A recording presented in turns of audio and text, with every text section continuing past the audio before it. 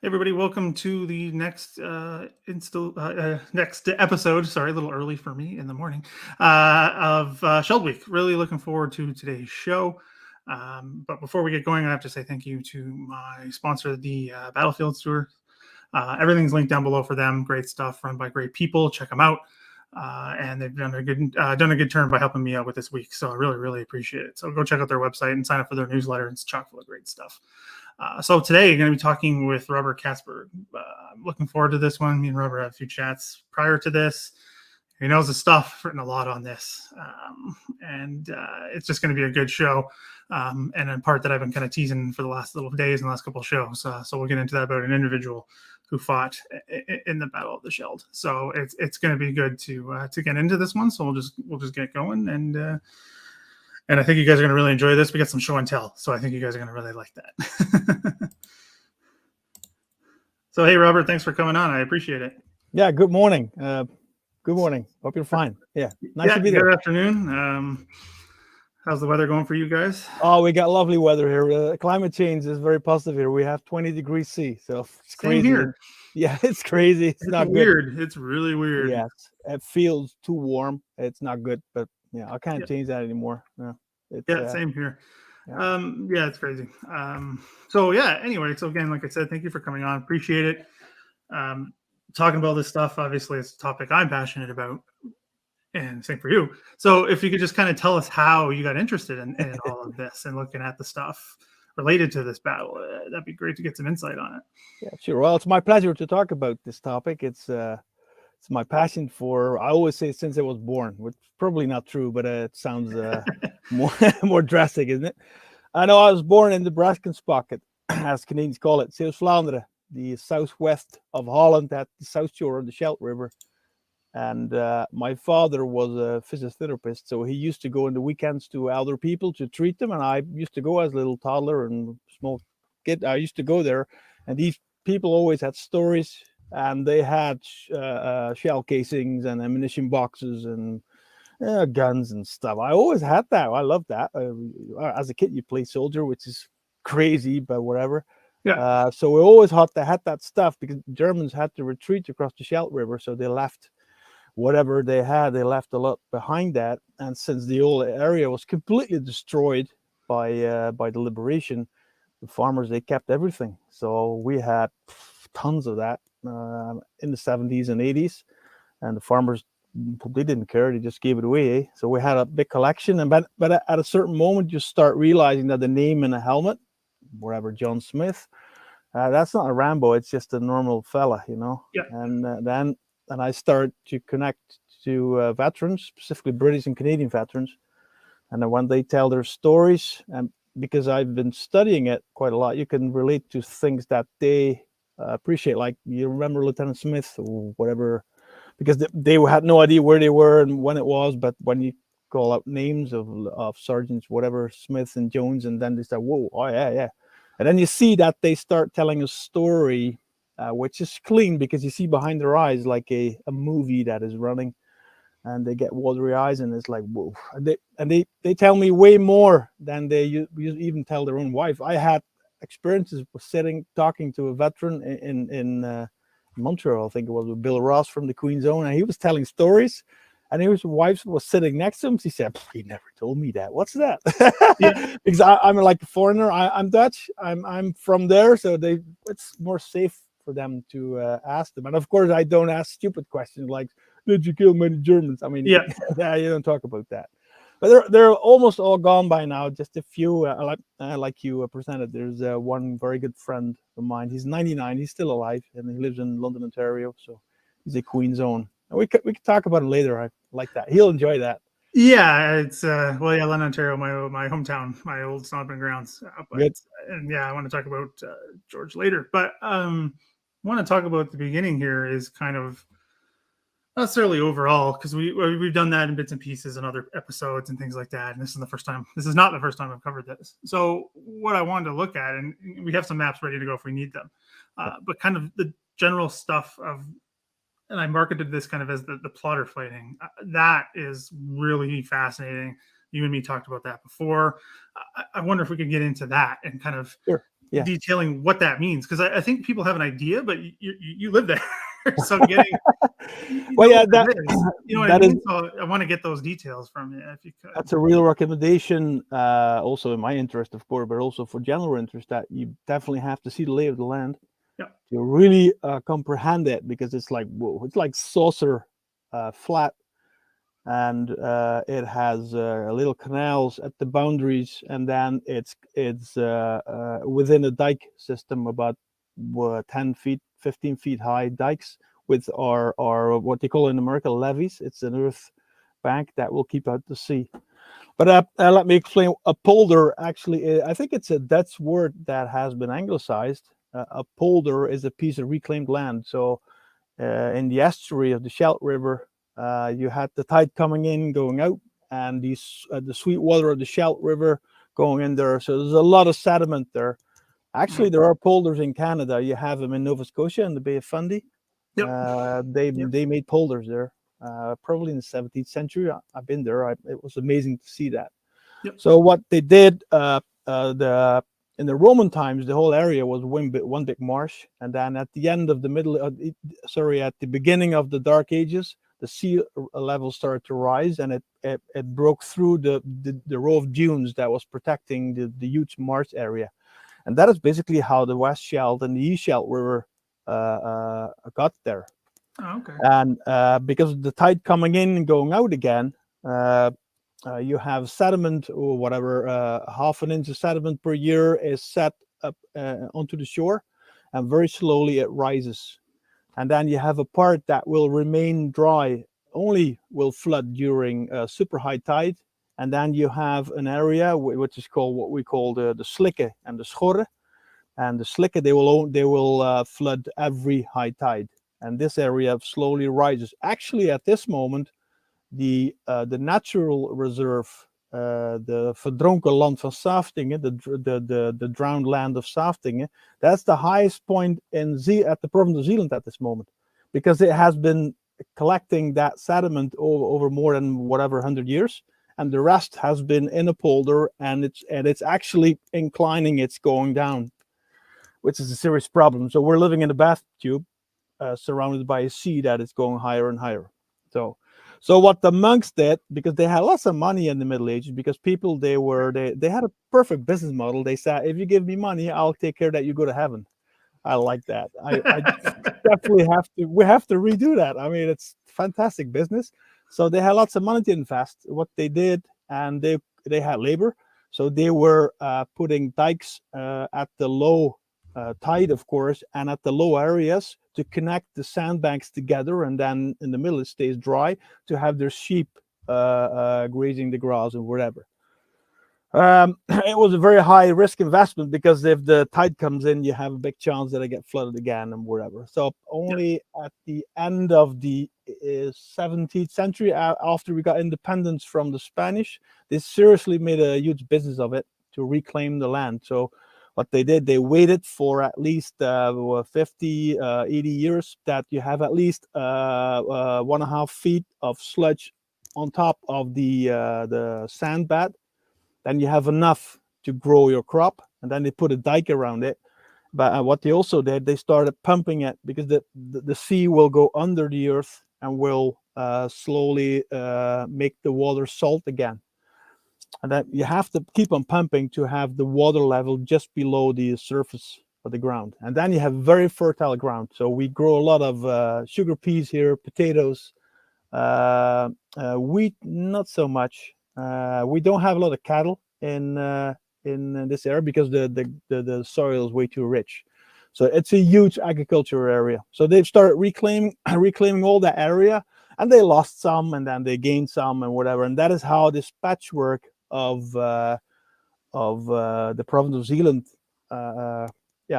was made big. Yeah, like they said, God created Earth, but the Dutch created their own country. Yeah, I do love that saying. And then that, of course, we had that guy putting his finger in the dike. Sure, yeah, I remember him. Yeah. No. So you have to imagine an area, specifically during a war, where you have dikes at 10, 15 feet height that has the road on it. They're lined with poplar trees, and they put the poplar trees on there that the roots connect the ground, the soil better together, so that there's more resistance of the dike, that it will work.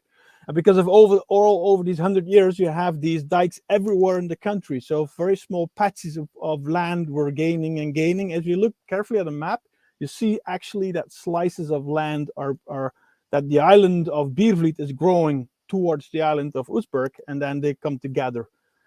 That's how it worked. So the dikes are everywhere, and these areas of polder are really small. Sometimes they're just 1 kilometer, so it's a half a mile wide and 5 miles in length. That's it.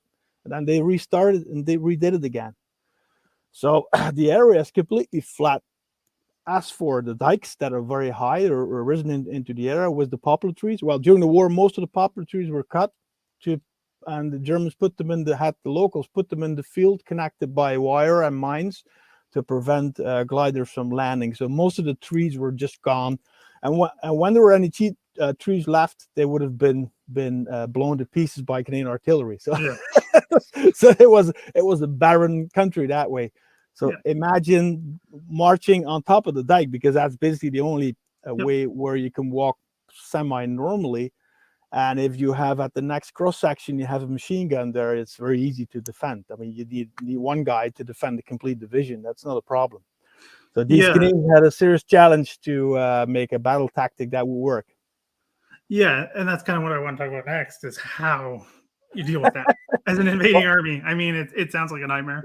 Well, I remember one of the remarks in those books. I didn't see it myself, but they had some old French maps, military maps from the area, and it said terrain inapproprié de faire du guerre or something like that. So this area is not possible to make any war, to wage war. Not a war area. Yeah, I agree with that, but okay, Germans didn't. So I mean, as we had Mike Bechtold on, his great Canadian historian, yesterday, talking about just general. We're talking about air power. We're talking about stuff in general, and it came up, questions in the side about, okay, well, kind of why, why fight here if you don't have to? The problem is they had to. Yes, they didn't have a choice. The Germans defended it. You got to remove them. So and they were extremely stubborn. Yeah, unbelievable. If you read the interviews with the POWs, guys 40 years old, having 3 children at home and a business and whatever, they just went on and on. Of course, they had to give it up in the end, and also the area is pretty easy to defend. So it was very tough. So the on Polder fighting, a lot of reports were written after the event. So when the 3rd Infantry Division was resting in Ghent, Operation Relax, so they were entertaining the Ghent women, and the officers had to make their reports. There were quite some reports made on Polder fighting as a tactical study. So what I do remember is that when they started doing it, they had serious casualties. Obviously, well, the 2nd Division, when they started to enter South Beveland, the first attack was a complete massacre. The Germans had only 1 anti-tank gun, and they stopped the complete division. So, I mean, what else are you gonna do? So the 17 Hussars wrote, what they first tried to do is use their anti-tank guns to shoot through the next dike, just with a lot of solid shot, just blow away the sand or wherever. But that didn't seem to be very effective. Actually, what the Germans did in the first place was to have with explosive with their engineers blow up a piece of a dike directly in front of their defense position, which makes it even more difficult to advance, because there is a hole there, and you can then flanking fire and then kill everybody for sure. So they tried, of course, with a lot of artillery. This 3rd Division had priority from Simmons, so they had about 350 heavy and medium guns available on the south across the Leopold Canal. So they had a huge firepower, which overwhelmed the Germans completely. They had only 60 guns in the area, and after they fired a shot, they immediately had to go back into the barn, because then they would have been spotted by the survey regiment across the Leopold Canal. They had huge towers there, watching where the flash spotting and the sound spotting was going on, and of course the cap rank Typhoons would immediately go down. So most of the German artillery actually came from the bunkers in Katzand and Vlissingen. So, and they had a very good connection from their entrenched position in the Atlantic Wall to shoot at the Canadians. But anyhow, back on polder fighting. So what they in the morning, for some reason, they almost never fought by night. The Canadians didn't like that a lot, and Germans, after the German generals were all a bit downsizing that border. Or they lost the war completely, but they were still very arrogant because they thought they were the best tactic, which is, I mean, like it's a soccer match or something. Yeah, you have rules. Come on, go away. Yeah, Whatever. So not gonna go about that, but yeah, yeah, whatever. That's really, yeah, it's pathetic. But anyhow, so you had a section going up front. Most of the time, the section leader, corporal, sergeant, going on the side of the dike, and then very slowly creeping forward through the mud and the grass, until they were being fired upon. And since they only attacked during the day, the Germans always had enough time to put up a next position on the next crossroad of dikes. So that's why the advance took days and days and days, just for a few miles to advance. When they were fired, they retreated, and then they started their artillery. And the artillery had a problem that they were unable to get behind the back of the dike. So if you dig in the dike, I mean, it's amazing how high the chances to survive a artillery barrage. It's like, you would think, as a novice, I've never been into war and I don't want to, but you would think if you shoot at a certain place, everybody will be killed. No, not at all. They have 1 killed and 5 wounded or something. It's like, whoa. So if you're very well entrenched into the earth, it's almost impossible to hit you. So you really have to flush him out with boots on the ground, which is still the case now. When I look at TV in Afghanistan or wherever, it's still the same. Even now they have a laser pointer pointing exactly at the spot. Still, it's very difficult to kill people. So they opened up their artillery, which was not very effective. And then they would have a carrier or another armored car going up front until it was shot again. They would retreat and repeat it over and over again. So after a couple of weeks, and then of course, if you have a section battle, you never have huge massacres where you have a huge amount of casualties. So most of the time they took 3, 4, 5 casualties, 2 killed. There's always a ratio of 3 between the number of killed is 2, then you'll expect to have 6 casualties. So 4 wounded, 4 wounded and 2 killed. And then the artillery again, and then in the end the Germans would withdraw, and then there was the next stage. And after a few weeks, they learned actually that the West flamethrower was very effective. They could bounce it against the dike, and then it would go over and then creep, burning into the slit trench of the Germans. That was very effective, and the Germans were scared as hell of that, so they would retreat way faster. And there was a second trick that they did. If there were poplar trees, they had the special fuses that would immediately explode upon impact. So you had 4 or whatever different fuses. It was a delay. Sometimes they even left the cap on it. Then it would go into a house before it would explode, and then the whole house would be vanished. And if it would explode on the wall immediately, you'll just have a hole in the wall. Yeah. Those are not very nice for your interior, but for your IKEA interior. But anyhow, your house is still there. So, so what they did using these volatile fuses, that they would explode in the top of the trees, and then you have a rain of shrapnel going down, which was also rather effective. So that's in the end the basis of the polder fighting that they were trying to do. Of course, what they also did on the flanks. The Camerons of Ottawa had their machine guns, and they fired fixed. So everybody probably thinks that these Vickers machine guns were at the front shooting at Germans. Actually, they were almost a mile behind that and shooting on fixed lines. That a certain area that the Germans could not retreat or could not get reinforcements up. And one of the most important weapons that the Canadians had in the Breskens pocket was the 33rd Anti-Tank Battery of the 6th Anti-Tank Regiment. Lieutenant Heath got a military cross for his exploits in their Biervliet. The M10 tank destroyer, it's an armored vehicle, but it's very lightly armored. Yep. It is basically a mobile anti-tank, 17-pounder anti-tank gun. So it will not be very effective fighting against tanks. But to use as an armored vehicle in this role in polder fighting is very effective. So they would put these guys up front. That's why there had relatively a lot of casualties from the artillery lads from the it's a second Corps unit, 6th Anti-Tank Regiment. So that's basically how they very slowly grinded away these Jerry's. It's just horrible if you read it. It's like, oh.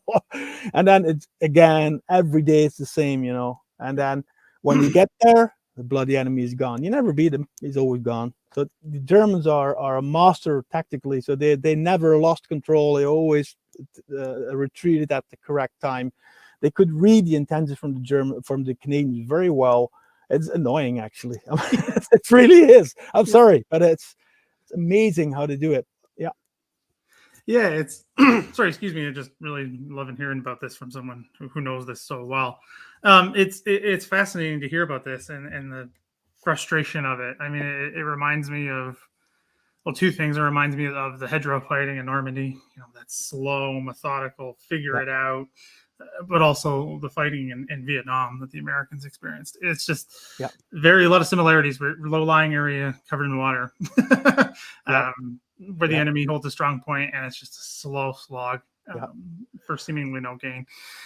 But this one is a little different, right? Because they could advance to the Scheldt, which literally stops it. Which is not just unending territory; it is to reduce it. So no, the distance from Antwerp to the mouth of the Scheldt to Catsburg is about 50 miles. It's an hour drive, but it's only the Brest pocket that they had to liberate or had to conquer, because the East Scheldt area that was already liberated by the Poles in September. And there was a sea arm all the way up to the Belgian border that separated that area. So how much? It's about 25 kilometer. What is that? 20 miles, 18 miles or something. Something like that. That That's the area. So I say 25 kilometers by 15 kilometer. That's roughly the area of the Brest pocket that so Operation Switchback that they had to do. One of the crazy things that happens because of the area is so flat. There were very few points of for the artillery, for example, to say, well, this is that area and that area. So it's very difficult to shoot at the correct map references. And the Germans, of course, they removed all the church spires to make it even more difficult. So what they did in the end, because the landscape was so barren, so gray, so nothing, that they used the farms, which also had a solid ground to have some kind of a rest there. They used the farm sheds and the area of the farm as a kind of a coordination point where they go to the next farm, to the next farm. And that's where all the civilians were hiding in the cellar. And with the artillery, you can imagine being for some people, they were from September on 8-9 weeks in the cellar. A small potato cellar with 20 people. You have your when nature calls, you can't get out. I mean, the shelling is constantly. So it was a very bad time for local civil people. Horrible. Yeah, it would be. Sorry, excuse me, it'd be awful. I mean, again, talking about that with Mike last night about what the civilians suffered basically in Walcheren for the bombing, and it's the same. Well, that leads me to a question for you. Is at the time, because again, I've read about this, I don't know how many times. Same thing. Those farm strong points is they turn them into, or markers or whatever. Yeah. What are the buildings made out of at this point? I honestly could not tell you. Oh, it's just brickwork. It is. And the sheds are wood, the black wood with the tar painted on it, and a thatched roof most of the time, so it burns like hell. But also tailed, also these slates, so the red brick slates on the roof. Slates were very expensive after the war. They were all destroyed. So and then so after liberation, then the guns were moved north to shoot at Walcheren. And then they had the big medium guns next to the barn, and the farmer was putting back some of the tiles back into his roof, and then the gun shot when they were had to restart again. Yeah, I've seen video of that, them firing on Walcheren, and the farmers trying to work. Yeah, there's people walking around, and they can just tell they're like, oh, "Come on." Those were the funny stories. Yeah, that was actually, I remember a farmer who told me that they had so many shell casings lying around, piles of it, that he his floor of his barn he made of upside down shell casings. It was a very good how do you call that in English? Fundament, a very good fundament to put his cart and whatever his wagons. Yeah, on. resources. Very resourceful using what you got. Yeah, Tons of shell casings. yeah, I mean, it's a major discussion point for this campaign and this battle about it's about supply. Literally, the reason it's taking place is about supply. yeah, So getting the supplies there is not easy, but they still were able to do that, which is again a fascinating part of all of this is the ability to move all of those supplies basically from Normandy to here. yeah. Is fascinating. Yeah, this is great hearing it from someone who lives there. I love hearing this stuff. Just trying to think of anything else. Is there stories that stick out to you from, because I know you know a lot of veterans and you've read a lot of accounts and you've even got documents yourself. Is there anything that sticks out from the Polder fighting itself? Any stories in particular? Any individuals that stick out for you? Well, yeah. What really appeals to me is the story of Major Heath. Lieutenant Heath. He died in Korea afterwards, so he didn't have enough yet.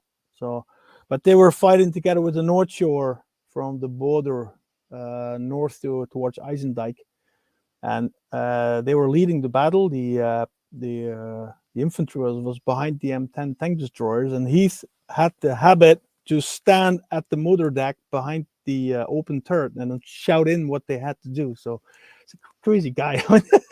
Fearless. I mean, I would whatever bad words I could use now, but I would be really scared. So they were advancing over that complete open polder there, and there were two farms there, which were strong points, and it was the furthest strong point ahead where German machine guns were firing. And when he looked behind, he saw there was a whole group of German dad guys lying there, and suddenly he saw one of them move. so these bloody Germans, they were acting dead, and they wanted to get up. So, well, thank God he saw that, and so he took a Brand gun and went down on the floor and then forced them to surrender. But then the Germans opened up with the mortars, and then a shell exploded on these guys, and they were completely disintegrated. So he was blown backwards, of course, lost his glasses. Yeah. And the only thing he said was to his Batman, "Get me new glasses, we have to go on." But he was severely wounded, actually. He had quite some wounds, but he just went on, and they in the next stage they retreated the tanks and took the main road up north. And they came. There was a company of the North Shore was pinned down. They were on the left side of the road, and they were pinned down with machine guns, so they couldn't go up or down or whatever. So they thought, well, and Colonel Anderson asked them to help them out, and then he said, "Well, I'll do that." So, and then they went up with two of the tank destroyers, one for suppressing fire, and the first one just to have a kind of a steel wall to protect those guys, get behind the tank, and then go back again. Yeah. And that they got on the fire, and then Heath was outside of the tank, and then all the bullets were whistling underneath the tank, but he just was standing at the wheel, and then nothing happened. So, okay, it's okay like that. And they actually a Panzerfaust hit the first tank, and luckily it penetrated, I think, but there were no wounded there for some, just very lucky when it happened, and they retreated, and they were able to help those guys that were pinned down from the North Shore there. So those are stories like, whoa. I mean, and it goes on and on like that. It's what also I remember very vividly, which is a horrible story, that there were quite some German prisoner of wars with the Noordnovies north of Beevleet, and they put them all on a farm cart with a horse in front of it, and then the Germans shot them all. So a machine gun opened up, and they butchered them all down. It's like, whoa, the Canadians were really shocked with that. It's a crazy thing to do, eh? So yeah. Yeah, it's not the first time I've heard a story like that. Oh yeah, this is, whoa, shocking. Yeah, it's intense. Yeah, this stuff is it's crazy. And that being said, with the personal story, you've made a connection with the veteran you mentioned, George. Virtual, yeah. Still with us, which is fascinating, and cannot help loving my hometown connection there, and being a London area boy myself. So Could you tell us about him? How you made Oh that yeah, sure. connection? I can talk for hours on him and with him. Oh, he's a great guy. He never talks about beer, but wobbly pops he calls them. Yeah, that's a Canadian thing. Yeah. Is it okay? Yeah. Yeah, Well, yeah. He's not the actually, only one. Yep. he's not Canadian. He's British. He's British born, and what they call in Canada, he's a home child. So he was sent over Right. before the war to work on the farm. And I think his mother or his father had two families or something. It was a bit weird story. I never asked for it. I said whatever. So he worked on a farm, I think between, I don't know where, Barrie something, that area. Barrie, Just Ontario. east, Sorry, Barrie, Ontario. Yep. east of Ontario, of Toronto, when I'm Yeah, correct. north of Toronto. Yep. And he was working there, but people were not bad for him, but it was no love, It was like just shoveling dung there. He got really fed up with it. Once a month, he had a Sunday afternoon off to get a haircut. That's it. So. Yep.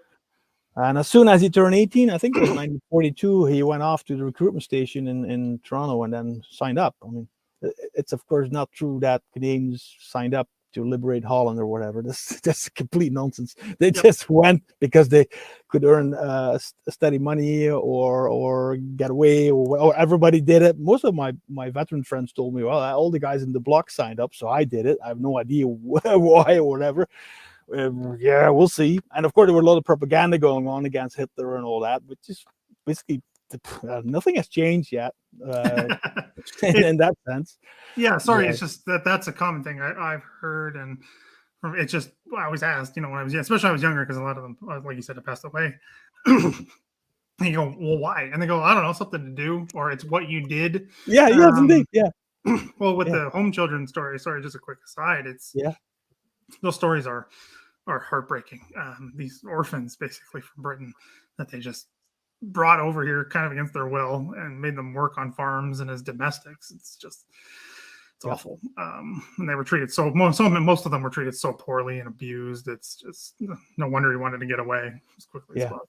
Well, George never told me that he was abused or something, but it was just a very cold relationship, It was either terrible or just nothing, because you were a worker. Yeah. So he joined up. He went to base training, advanced training, whatever, and went to England and became a corporal. He was assigned to the Queen's Own Rifles just after Carpiquet. He was a very lucky fella. It's amazing, because he just got in after Carpiquet. Yeah. And he went all the way up along the Scheldt and into the winter battles. And when the Operation Veritable started, he was in NCO training, so he missed that. And that he was in A company with Major Madland. That's a fella from Shabrook, and he got wounded in Germany. He stepped on a shoe mine, and I connected him. Actually, he was still alive 20 years ago, Madland, and I connected him to Birchall. They loved that. They were phoning, "Hey, how you doing?" Oh, yeah, that was cool. That's awesome. Anyhow, so he was very lucky coming through the war. So he. In I think it was March or even April 1945, they were fighting in Deventer at the river, and it's very well described in the regimental history from Bernard, from the Queen's Own Rifles. They send out a patrol. Colonel Letts sent out a patrol across the river, and they were all captured. And he was really pissed on that, because everybody knew that the war was ending, and he didn't want to lose any people anymore. And George told me that they were standing next to that little house where the bridge keeper, whatever the name is in English, was working, open and closing the bridge.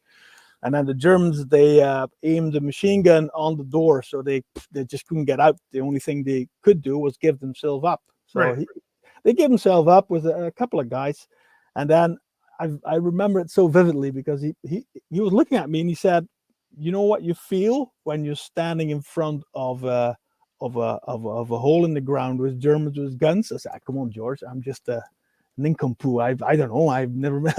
I'm nothing." You're like, "Whoa, I don't know." He said, "Oh, it scares the shit out of you." He said. So they were lined up, and they were behind them. There were these slit trenches, but he didn't know that. He thought he would be shot. So. But no, they took him off, and a lot of locals, they were from the windows, were waving them and cheering him, whatever. And he was put into in a monastery in Holland, in the province of Holland, but just for a few weeks, and then he got out.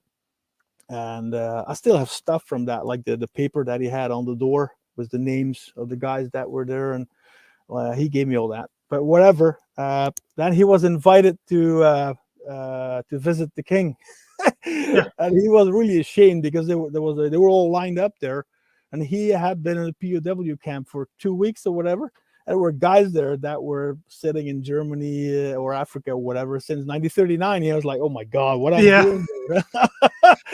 So whatever, he was a POW, and he worked with CMHQ at that moment because he was not back with the unit, of course, because he was repatriated to England immediately. And what he actually did, what he told me, was putting those lists, the casualty list, into the war diaries. So if you Oh. take the May 45 war diary, they have computer lists of all the casualties. Well, actually, he was doing that. I said, "Well, that's interesting. I'm looking for those." So yeah, they gave him a kind of administrative job. So he went back for the beginning of 46, and I remember he had a lot of steam. The war changed him a lot. So the most mental thing that happened, that was actually in Oostburg, where the battle in the Braskusbok, where I was born. So they got to a crossroad just in front of Oostburg, A Company, and they made a kind of a bayonet charge into the village. That's where Lieutenant Booth got his military cross. So he talked about Lieutenant Booth. He said, "Oh, that was in a AH."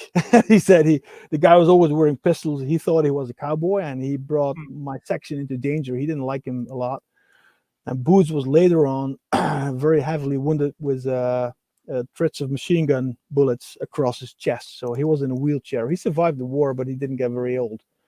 And after the war, they met on reunions, but I don't think they ever spoke again. They were not a very good relation on that.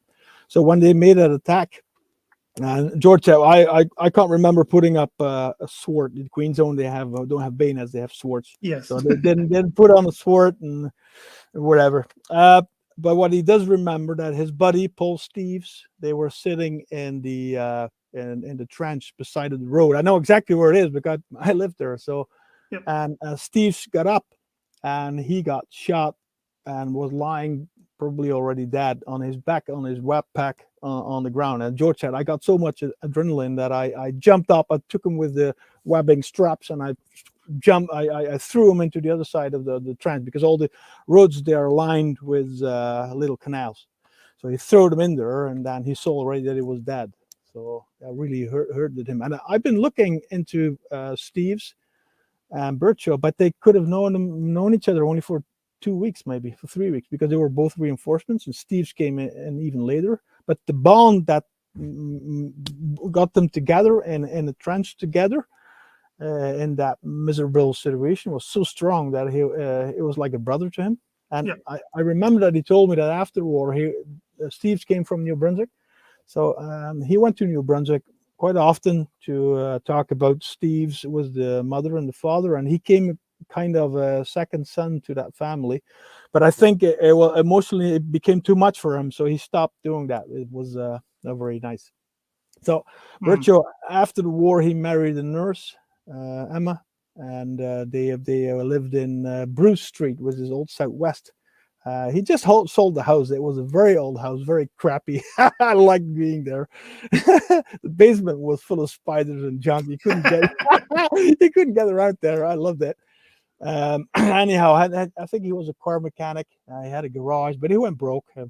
I can imagine, but he gives everything away. He's absolutely not interested in money or possession. I think that's because of the war.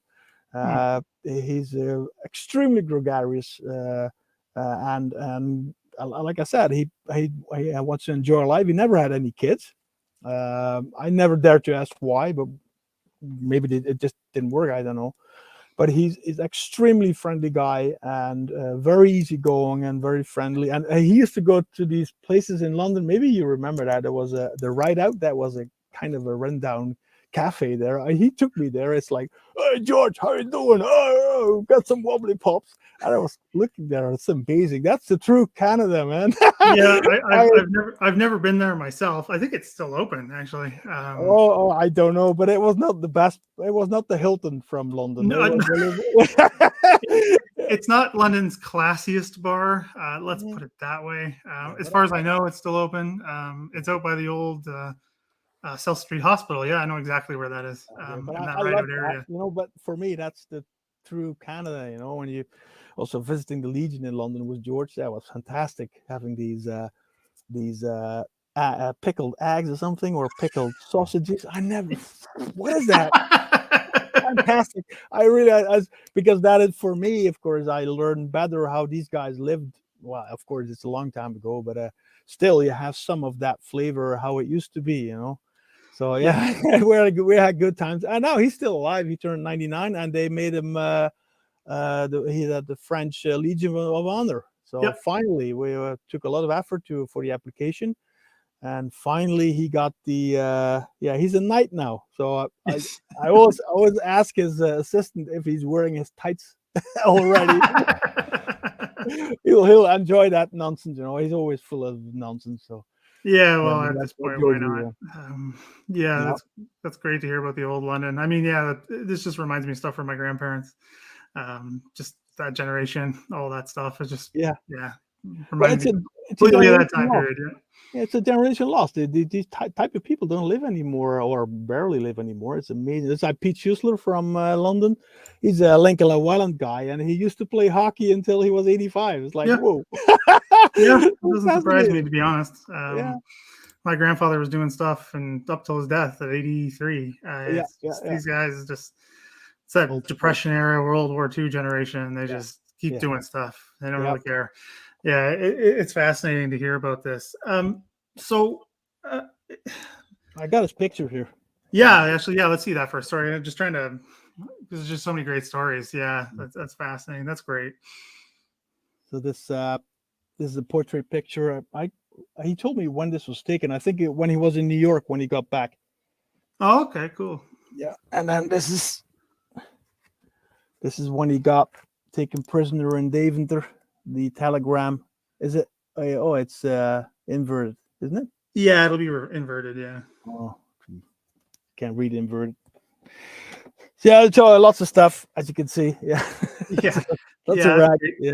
Yeah. Have you digitized any of that? Yes, some of them. I'll use it for my books. So I've written 6 books by now. The 7th will be, I hope, will be ready in a year or maybe 2 years. A lot of work, but then a lot of material is being published and being available for general public. So I use it as an illustration to the books. So, but it's not like very well organized. Sorry for that. No. I just was hoping you'd send something to me. That's all.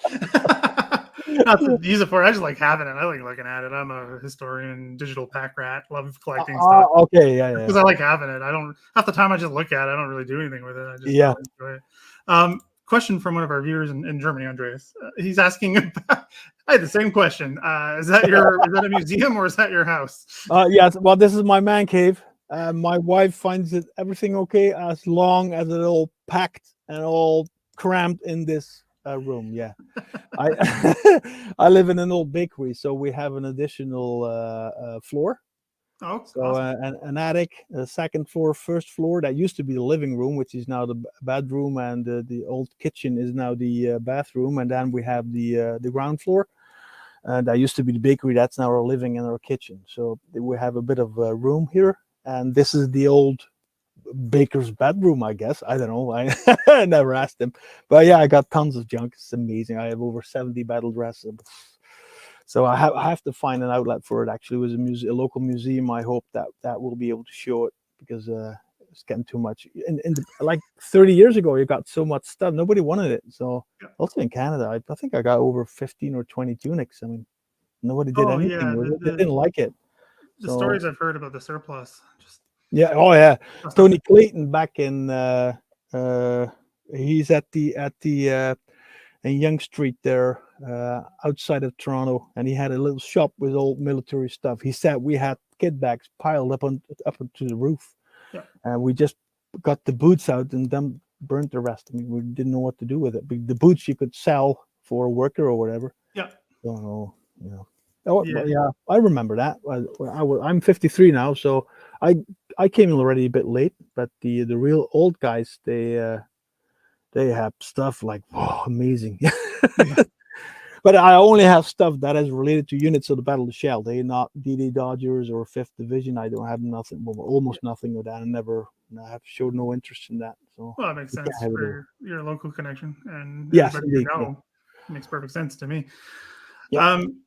So yeah, is there anything else? Any other stories from George you want to share, or anything you'd want us to know about him?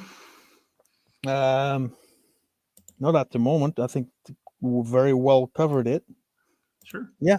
Yeah. I think Okay. so. If it's all right, I got a few questions for you, kind of Yes. broadly speaking. One that's come up a lot, and you and me talked about this when we had our chat a while back, is the movie that came out.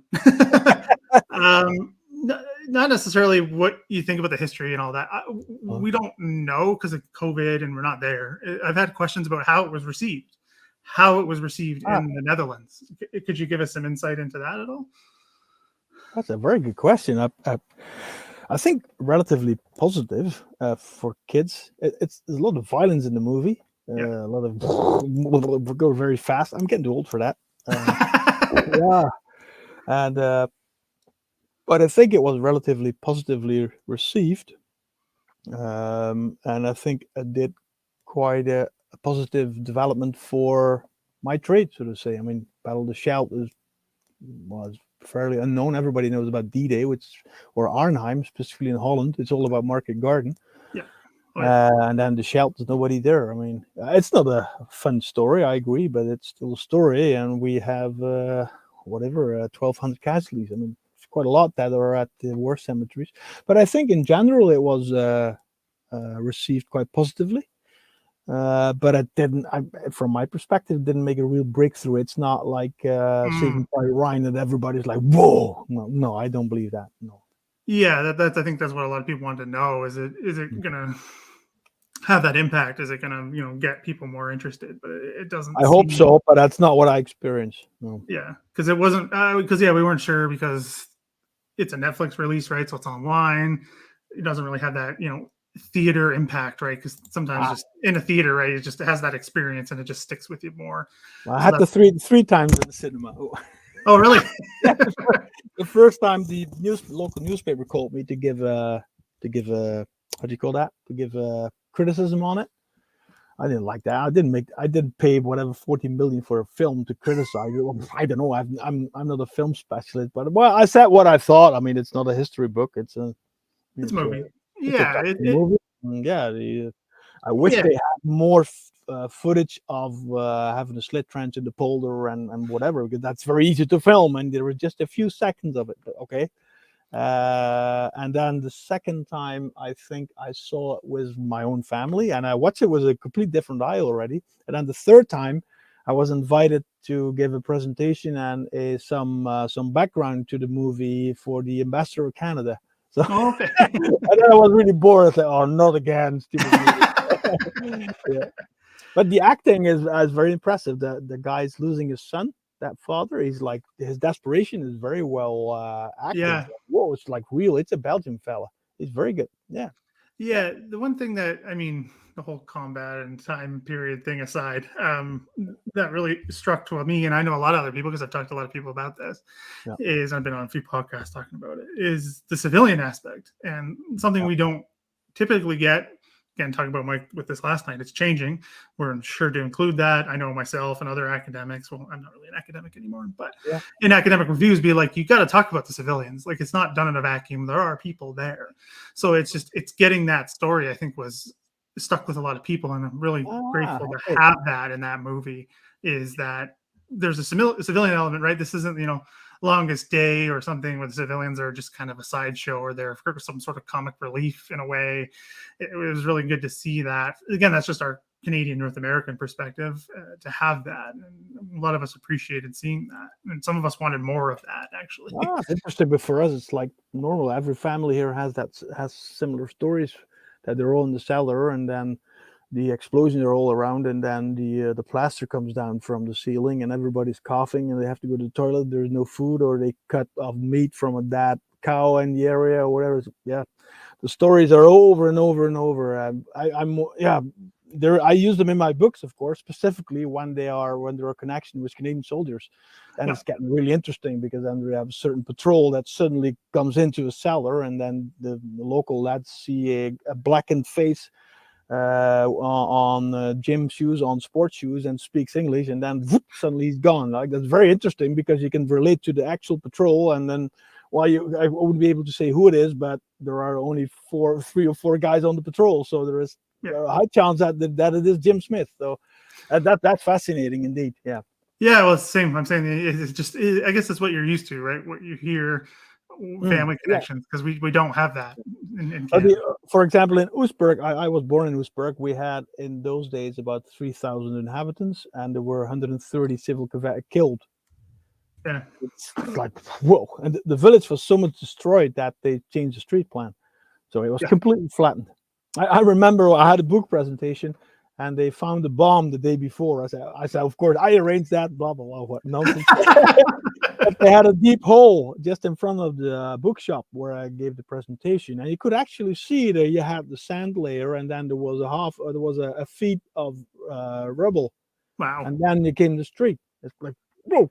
Yes, it's That's amazing. insane. It's just completely flattened.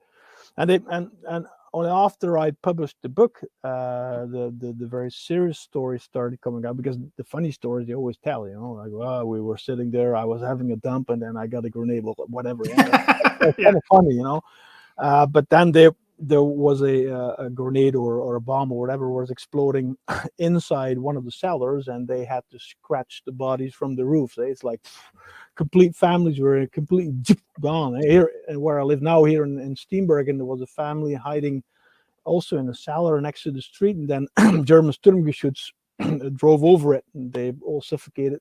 So they got them out a few days later, completely blue and horrible colors, and people are still a bit silent on that. It's still, it's still a scar. Yeah. It's difficult, Yeah. Yeah, I would definitely imagine that that's not going to go anywhere for a long time. Yes. But it's just, it's so we don't have. Well, there's other scars right here that you don't have towns flattened here, but you have towns taking high number of dead just because of certain operations and the way that the Canadian Army was organized. Just how that happened, but it's not quite. They line. I guess you're just drawn to what you're not used to. So the battle tactics used was based on artillery, First World War tactic. They had a barrage, and then I've been thinking a lot. Why did they do that? Well, actually, the answer is very simple. They didn't want to die. I mean, what would you do? Yes. So I can imagine it. And they were very cautious, very careful not to kill too many of their own side, which is logical. So they used, and they had huge amount of ammunition and steel and stuff just to overwhelm the Germans that had almost nothing. So it's a doctrine of heavy firepower, but again, the civilians pay the price. Well, actually, lots of Germans they got up the civilians and sent them away because they knew there were going to be a lot of casualties, and they all didn't want to have these civilians running around here. So here in Welberg, there were 20 casualties, when I'm correct, because of the barrage on Thursday, 2nd of November at 7 o'clock. But that was not in Welberg. Most of the people were gone because the Germans did go away. Yeah, which has happened. Sorry, I was going to ask a question about related to that. Now I can't remember. Just went straight out of my head. Anyway, so I want to ask, because you've written and people have talked to me about your books. Oh my God, no! They see your name and they on the promotional stuff, and they're like, "I have a book by him." So can people get your books here in North America? There's one book which is called 5 Days in November, which has been translated by Ineke Hardy. She used to be a certified translator in Ottawa at the Parliament. Okay, and it is really, so she's good. I mean, when I read it, it's like, whoa, fascinating reading my own story in English words, which are perfectly correct. My English is not that bad, but writing is a different league, It's I don't really dare to do that. It might be understandable, but it will not be perfectly English. Maybe some Dutch English words, I don't want to do that. But anyhow, I think you can get it. It's printing on demand in volumesdirect.com. They still have it, so they will print it for you. and the other one, Polder Fighting, is also translated by Ineke. And she's old now. She's not going to do it anymore. She's retired, and she's always on holiday. Or I'll leave it. I don't ask it anymore because I don't blame her. yeah. It's a huge Um, amount of work, and if you would have to pay for it, it's like 10 cents a word. I mean, it's like I can't afford that. I'm not making yeah, any it's a money lot. with them books. Yeah. So, but the Polder Fighting is only printed in Holland. I hope to be in Canada in whatever next year somewhere, and then I'll take a pile with me. Because the shipping is just crazy. It's gonna cost you $80 or $100 for a book. I mean, that's crazy. Yeah, but Shipping I across the country is got a crazy. very nice response from a lady. There was a tour here in our father's footstep. With a Canadian lady. Her father is a veteran, and she organized the battlefield tour basically. And then one of the ladies that was attending the battlefield tour, her name was Menard, and she was the guy that was organizing that tour recognized the name, so he sent her that book, the book Polder Fighting, and she saw 2 pages of story on her father in that book. She was like, "Whoa, what is this?"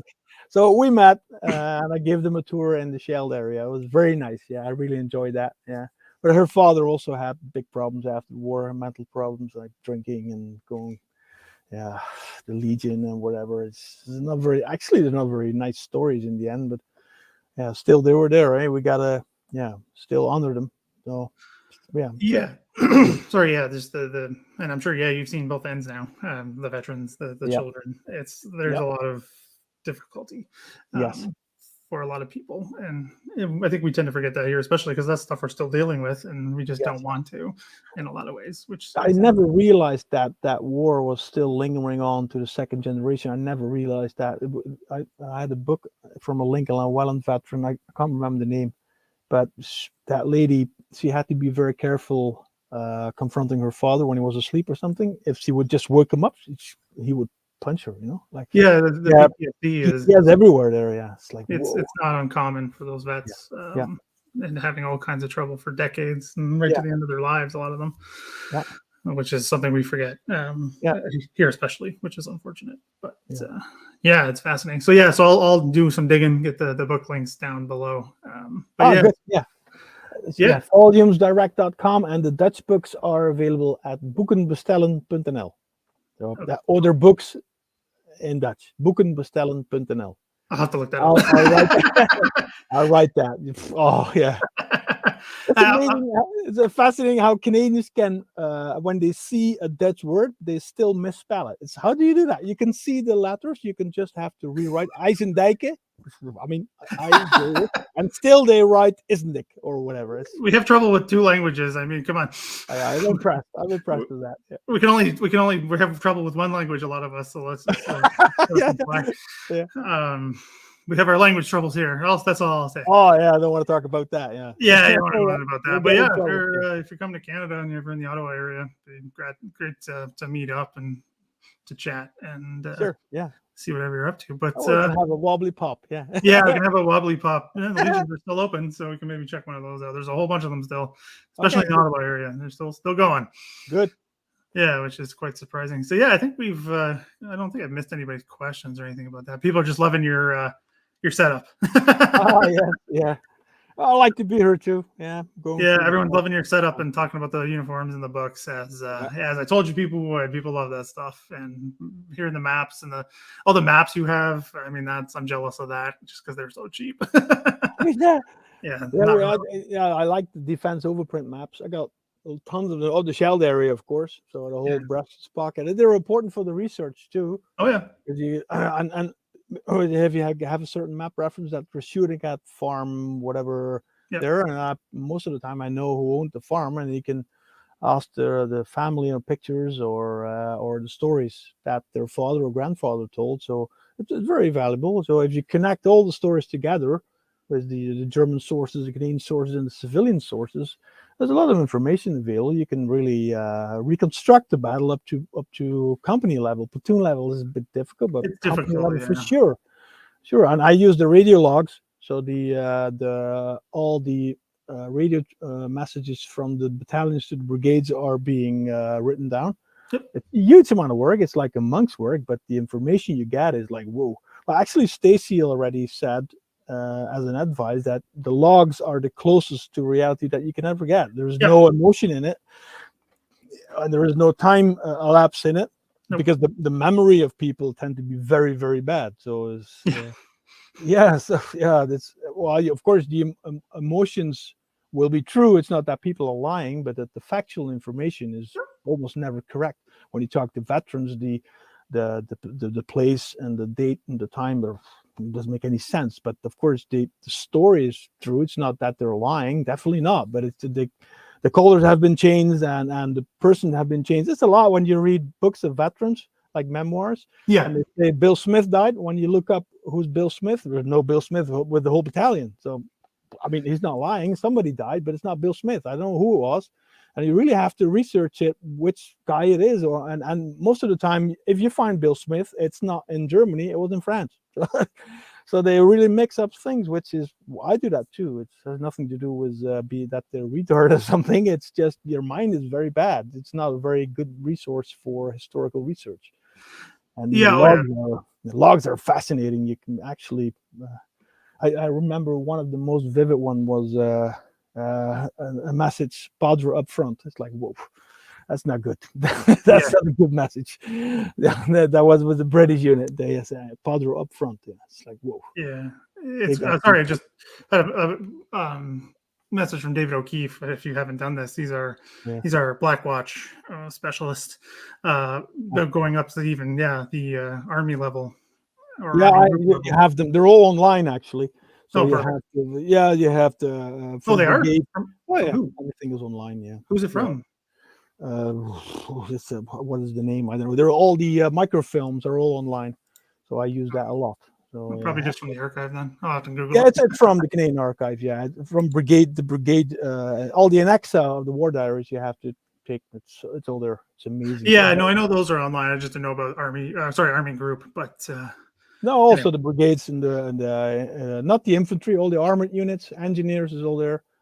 All the brigades, all the divisions, corps, Canadian Army.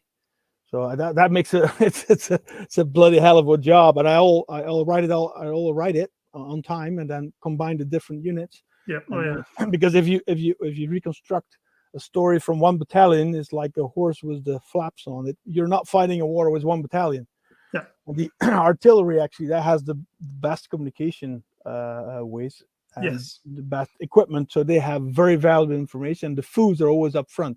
Their messages are very good. So, for example, a very famous story about the Woensrecht on the 16th of October, where Whittaker asked by relaying his radios and then says, "I'm asking for an uncle target." There's no uncle target. It's not there. There is a U-203 target, that's for sure, but the U is being defined as undefined. It's not a SOS target. It's not a prearranged target. That's the U. And actually, it's Stevie Stevenson who is requesting 10 minutes of slow fire from 2 medium regiments on that crossroad. And Stevie Stevenson got a military cross for it. And of course, Major Piggott too, when he was at that position too. So there's a lot of things that you can get back into, so how to say it, how into perspection that is what is very close to the truth, instead of the more romanticized stories where it's getting rah. And what is also a very amazing thing that I found, I'm working on my new book on Woensrecht very hard. It's going to be 400 pages, huge. So but there is a story of a paratrooper who captures 60 Canadians, and he's being carried away by an Afro-Canadian guy on his neck. And that story is probably very, very much true, because in the administration of the number of guys they have, the Rileys, they lose 69 men or 59 men in the night of the 16th and the 17th of October. So that's not in Whittaker's book. He didn't write about that. It's nowhere. It's not in the war diary. Never. Nothing there. Yeah. But it's true. That story is actually true. They got behind the lines. I know now exactly where it is, and they infiltrated. The bloody Germans infiltrated the Canadian lines, and they captured 59 guys. And what is even more horrible, that the pace that these lads were sent to Dordrecht is lined with graves. So there are a few, 3 or 4 graves along that route going north. So they were either wounded or I don't know. Yeah. I mean, that would be anticipated. I don't know that, but the graves are there for sure, because that's also all. Almost everything is online now, and yeah. So you've got really, if you connect the dots all together, it's you got some fascinating stuff. Oh Yeah, yeah, it's a lot of work though. and that's Tons in of my work. book. Yeah, I love to do it. So, and then it helps a lot with the battlefield tours, because you have so much detailed information that you can almost go to. I call that the war in your backyard. I mean, you go to Yeah. split rank level. So, well, my father was with. You have to know which company he was. I toured the daughter of what's his name there, Tom Whitley, from A Company, Royal Canadian Regiment, and he had a position in the railway embankment in Moesrecht, near the Kreekrak Dam. So we could actually go to those places there, to the Wow. farm that he had his company headquarters, and where he was dug in, and da da da. She was also flabbergasted. Oh yeah. Very nice. And yeah, but yeah, indeed, like how we started. You have to visit the area and look at the lay of the land, and then say, wow, what is this? So how did they do it? And like the Black Watch on Friday 13th of October, they were actually successful at 8 o'clock. A Company was in the position Angus won, and they were thrown out by a counterattack by the Germans. But when you see how what they did, it's amazing.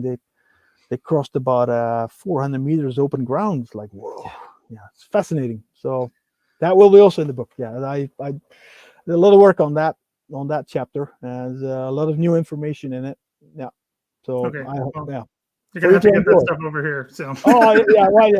If you have a translator, he can have it. I mean, we'll see. We'll see what we can do. See if I can yeah. help you out. But yeah, sorry, just one last thing. For the battlefield tours, do you have a website or a way to get in contact if people want to do one with you? I have folders. I'm an old guy. I mean, I have a normal job. This is just ledger, and so Yep. I can't manage too many. But I don't have. I'm on a website somewhere with the what is that? Something like touring in Europe or something. But I don't have a real official website. You can mail me. My mail address is always in my books. So and then quite some people, like when they have relatives and they know the company Yeah. what their father served in, then that I like that a lot. Then I'll take my car and then we drive down the area and visit German trenches and whatever. There are quite some remains to visit actually. So like Wouwse Plantage, there's the whole area has been untouched. It's Oh amazing. So wow. they have the still parts of the anti-tank ditch is still there, and Wow. one company of the Algonquin Regiment got surrounded there, and they were blasted. They probably died by the blast of their own artillery, according to the German guy that was there inspecting the area just after they left. Oh. But they used Bradburn had to wait for a bulldozer to get up to close down that anti-tank ditch, and that Mm. area where it was closed is still exactly the same. It's, Wow. when you walk there, it's like whoa. That's surprising, to be honest. Yeah, well, it is, but it's in a little forest in Oh, that's why. yeah, Yeah. that's why it's not agricultural land. It's just beyond that. So We're literally yeah, talking about how you fight for every scrap of land. So it's so yes, yeah. interesting. Well, Well, at the coast, has been changed a lot because they have the dikes are way higher than they used to be. So that's very difficult to. If you're at the causeway, that's more easy because the old sea dikes are still there. That area is completely reclaimed. yep. So there's no mud floods anymore, but the area that was lined with dikes, those are the old dikes. And then you see how low they are. It's like, whoa, I wouldn't want to live behind those because if the sea comes, you have a serious problem. Yeah, but that's more. And most of the bunkers have been gone. They were all destroyed back in the 80s. I remember that. I was too young, I guess, but we had protests against it with the government and whatever. But nobody cared about it. It was just German Nazi shit. Destroy it. So they spent Yeah. millions of it, and then like my old high school used to be the headquarters of the 712 Infantry Division. It was with bunkers and trenches. It was all there. It's fascinating. But they got all rid of it, and now they build housings on it, which made good money then. But now, if you would have it, it would be a huge tourist attraction. So yeah. Okay, it's the way it is. Yeah. Yeah. Okay. Well, I'll get some stuff linked. I'll do some digging, get some links down below for after. And people are loving the attic. It's not. It's yeah, yeah. You're welcome. Like that. Yeah. Yeah, and sounds like you got a new fan of David O'Keefe, so that's good to know. Get you guys because his connection. Well, he's a Black Watch historian. Oh so. yeah, but I have to take up contact with Mr. O'Keefe, definitely. Yeah, because he might have some more stuff in his archive. So, and I haven't been to that yet. So Perfect. Well, yeah, you guys get in touch. That's what I did. Making connections. That's what I love to do. Yes, yeah, I like that too. Yeah. Yeah. Yeah. So that's great. Thanks for coming on. I really appreciate it, getting those inside opinions, and you're on the ground, which, like you said, you can't beat it. Love to get there one day and check all this out. Pesky Atlantic gets in my way with needing to get across it. So yeah, and it's getting very expensive. I looked up tickets, and it's not very nice. I used to not. fly I looked for last couple days ago too. It's not great. Yeah, and I'm not knowing what's coming up with the gas price here, so I'm a little bit careful now. I'm not a millionaire, you know. So yeah, I had to be a little bit, and I still want to buy some battle dress. So I'm not buying them anymore because they're way too expensive now. Yeah, everything's too expensive. Yeah. All right. Well, yeah. Everyone loved the show. Some people are going to watch it from the beginning because they kind of jumped in a little late, so that's great. But yeah, so I'll definitely link that stuff down below. Do some digging for those books, see if I can find something myself. Sure. Yeah. And yeah, so I think that's it. So tomorrow, there's nothing yet for the show for the rest of the week. Tomorrow is a bit of a break. And then on the 28th, have Philip Razor coming on and talk about the Royal Engineers and the Royal Canadian Engineers. Yeah. That's going to be a good one. He knows it. Yeah, he's a sapper himself, so he knows his stuff. Yeah. So it's going to be a good show. So anyway, thanks everyone for watching on this early morning live stream. But I'll catch you on the next one. Thanks a lot, everybody, for watching. I'll see you next time. Bye.